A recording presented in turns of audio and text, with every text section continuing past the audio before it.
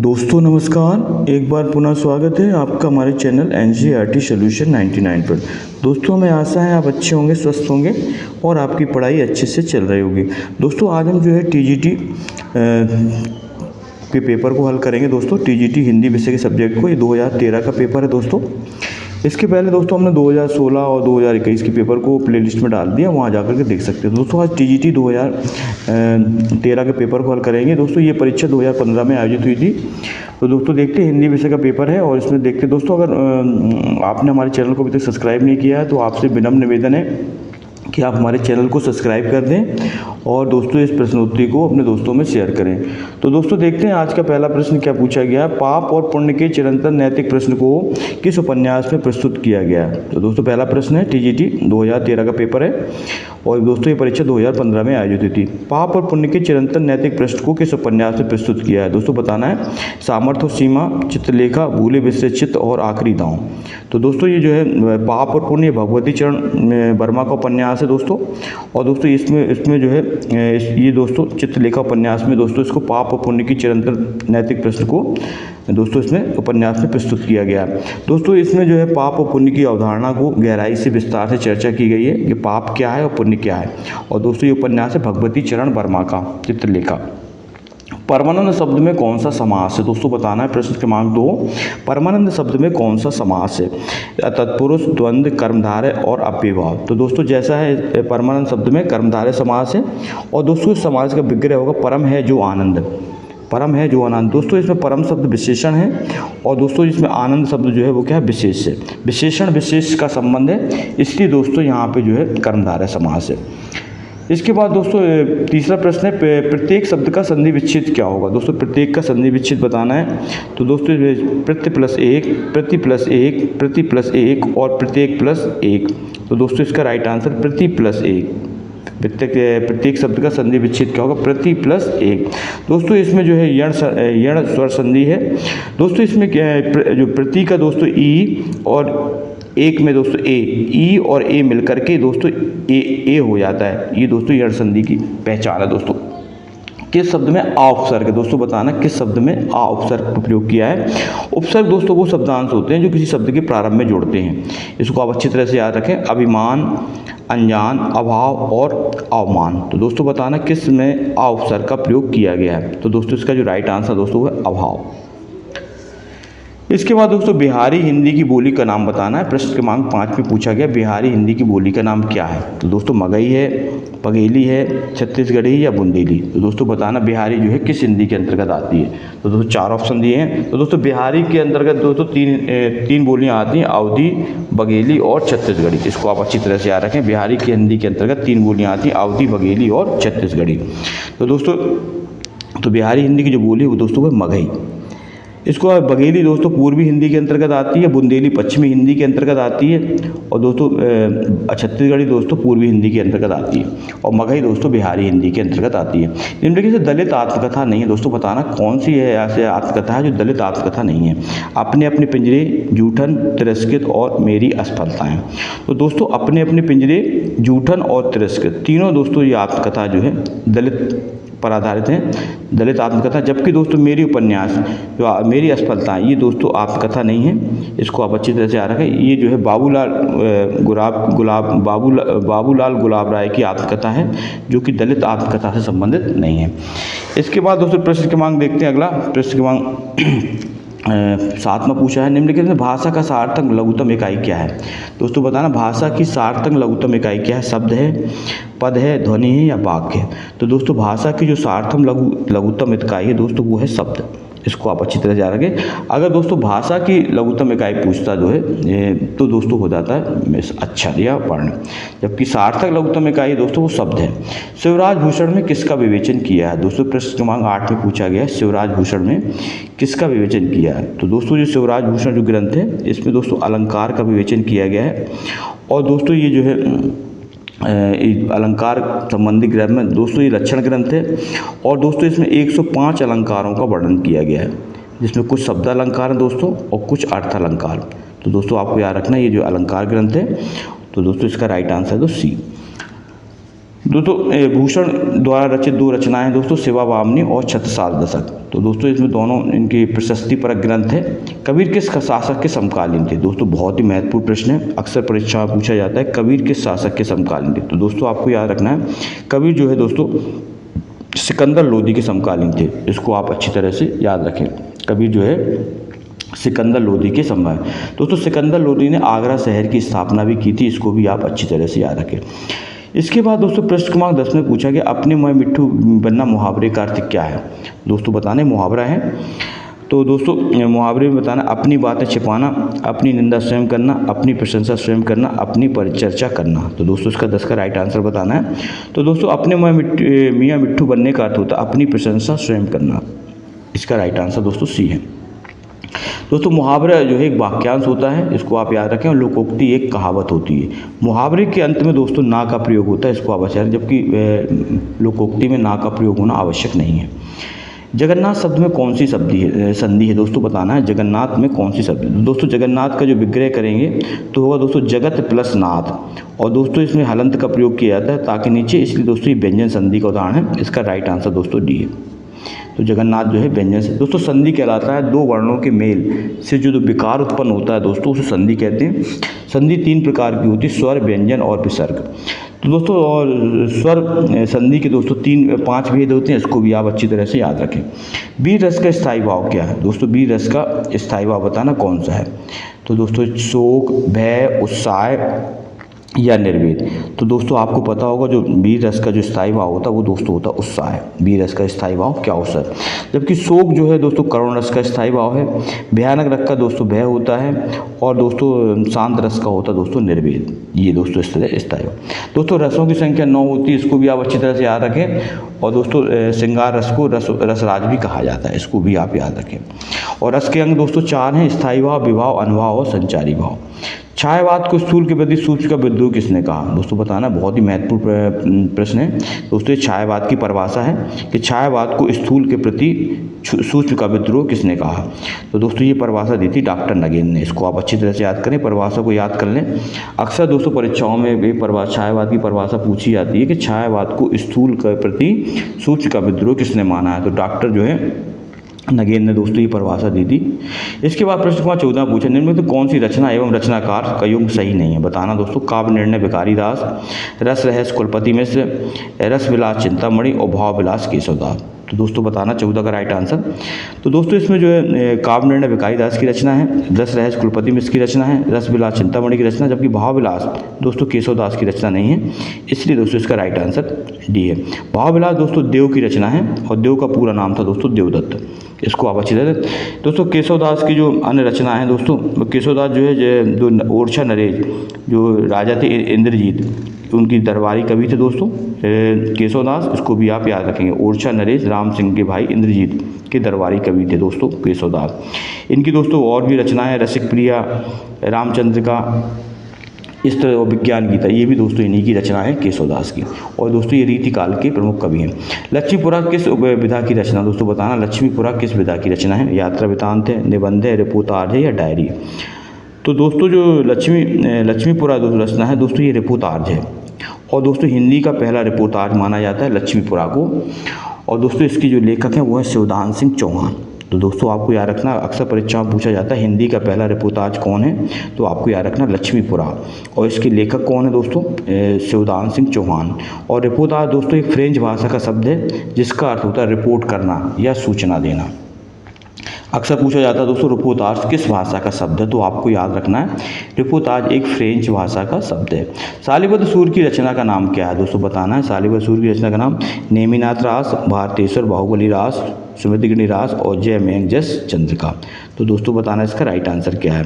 तो दोस्तों शालिबद्ध सूर्य की जो रचना है वो भारतेश्वर बाहुबली रास, इसका राइट आंसर दोस्तों बी है। इसको आप अच्छी तरह से याद। दोस्तों ये जैन कवि थे, इनको भी आप अच्छी तरह से याद रखेंगे।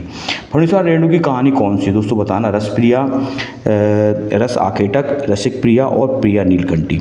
तो दोस्तों फणीश्वरनाथ रेणु जो है महत्वपूर्ण दोस्तों कवि थे, और इन्हें आंचलिक कवि की उपाधि दी गई थी दोस्तों। ये पहले आंचलिक कवि है, और इनका लिखा गया उपन्यास मैला आंचल दोस्तों पहला आंचलिक उपन्यास माना जाता है।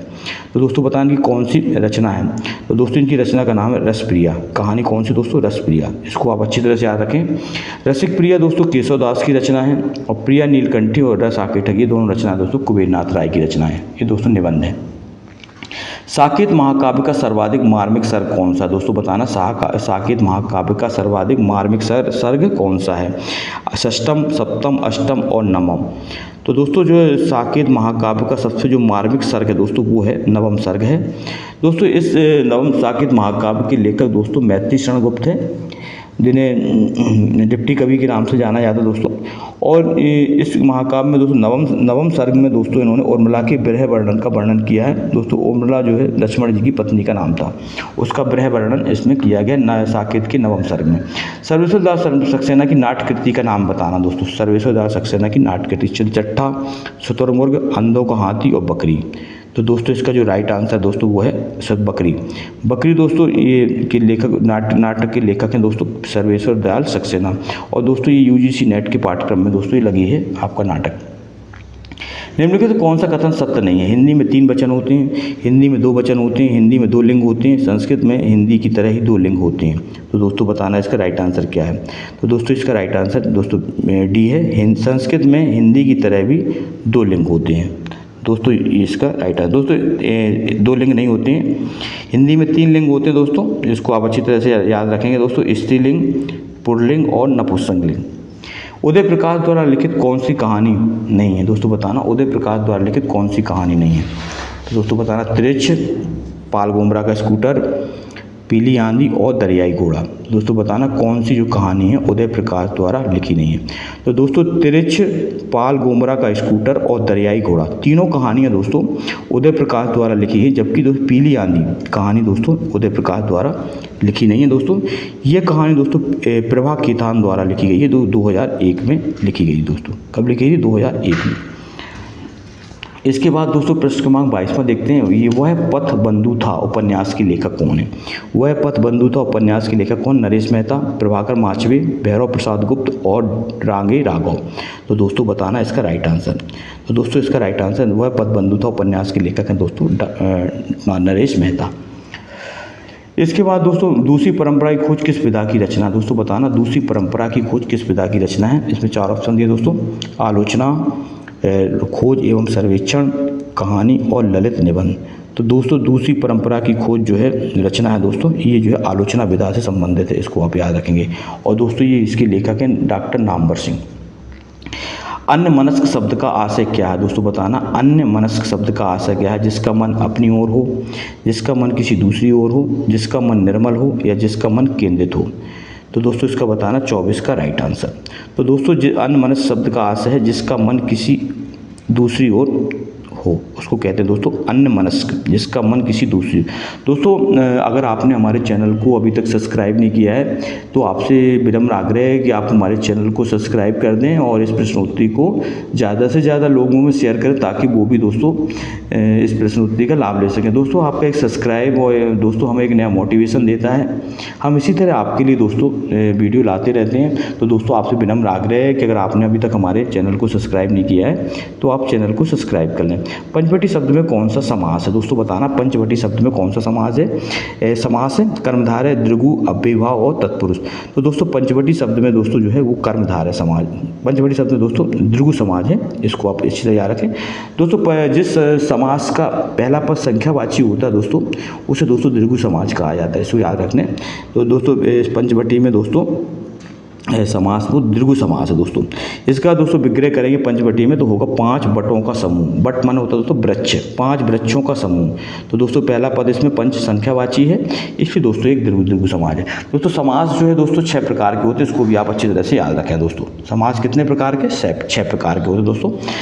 हिंदी में स्वच्छंदतावाद का कवि किसे माना जाता है? दोस्तों हिंदी में स्वच्छंदतावाद का कवि किसे माना जाता है? हरिऔध, राम नरेश त्रिपाठी, श्रीधर पाठक और राधा कृष्ण दास। दोस्तों सभी प्रश्न इंपॉर्टेंट हैं और जो ये परीक्षाओं में जो दोस्तों बार बार यही प्रश्न रिपीट होते हैं, आप इन प्रश्नों को बार बार अभ्यास करें ताकि आपकी सफलता दोस्तों सुनिश्चित हो सके। दोस्तों सफलता का दोस्तों मूल मंत्र है अभ्यास, लगातार अभ्यास। किसी काम को लगातार अभ्यास करने से दोस्तों वो काम जो है सफल होता है। तो 26 हिंदी में स्वच्छंदतावाद का कवि किसे माना जाता है? तो दोस्तों हिंदी में स्वच्छंदतावाद के जो कवि हैं दोस्तों वो हैं श्रीधर पाठक। इन्हें दोस्तों स्वच्छंदतावाद का दोस्तों कवि माना जाता है। बिनु पद चले सुने बिनु कांगा, इनमें से कौन सा दोस्तों बताना कौन सा अलंकार है? तो दोस्तों बताना है बिनु पद चले सुने बिनु। दोस्तों यहाँ पे वो बिना पैरों के चलता है और बिना कानों के सुनता है। दोस्तों बताना है दोस्तों कारण के होते हुए भी दोस्तों कारण नहीं होता है दोस्तों, इसलिए यहाँ पे विभावना अलंकार है। तो दोस्तों यहाँ ईश्वर के लिए कहा गया कि वो बिना पैरों के चलता है और बिना कानों के क्या होता है सुनता है। तो दोस्तों ये कार्य सिर्फ ईश्वर ही कर सकते हैं दोस्तों। ये कारण होते हुए भी दोस्तों कार्य नहीं हो रहा है, वहाँ दोस्तों विभावना अलंकार होता है। अब स्वच्छता से याद है, बिना कारण के कार्य का होना विभावना अलंकार के अंतर्गत है। श्लेष का अर्थ होता है दोस्तों जहाँ पे एक ही शब्द के कई अर्थ निकले, और रूपक का अर्थ होता है दोस्तों जहाँ पे उपमेय में उपमान की क्या होती है दोस्तों अभेद आरोप प्रकट किया जाता है। और वक्रोक्ति का अर्थ होता है दोस्तों टेढ़ा मेढ़ा कथन। समस्त पृथ्वी से संबंध रखने वाला क्या कहलाता है? बताना दोस्तों सार्वभौमिक, सार्वकालिक, सार्वदेशिक और सर्वज्ञ। तो दोस्तों बताना समस्त पृथ्वी से संबंध रखने वाले को क्या कहते हैं? तो दोस्तों इसका जो राइट आंसर दोस्तों वो है सार्वभौमिक। तो समस्त पृथ्वी से संबंध रखने वाले को दोस्तों क्या कहते हैं? सार्वभौमिक। इसके बाद दोस्तों प्रश्न क्रमांक अगला देखते हैं, प्रश्न क्रमांक 29 देखते हैं क्या पूछा गया प्रश्न क्रमांक 29 में।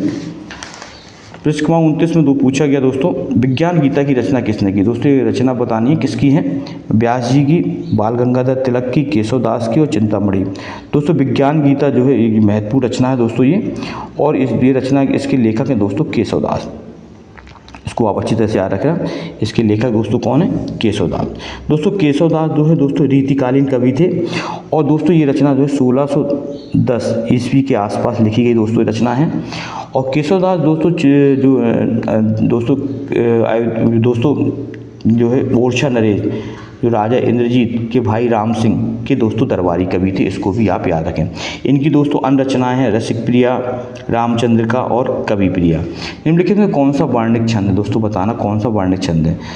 तो दोस्तों बता दोहा, चौपाई, सवैया और रोला। तो दोस्तों बताना कौन सा जो है वर्णिक छंद है? तो दोस्तों इसमें सवैया जो है एक वर्णिक छंद है, इसको आप याद रखें, जिसमें 23 से लेकर 26 तक वर्ण होते हैं। दोहा और चौपाई ये और रोला ये तीनों दोस्तों मात्रिक छंद के अंतर्गत आते हैं। स्वप्न का विलोम क्या होगा?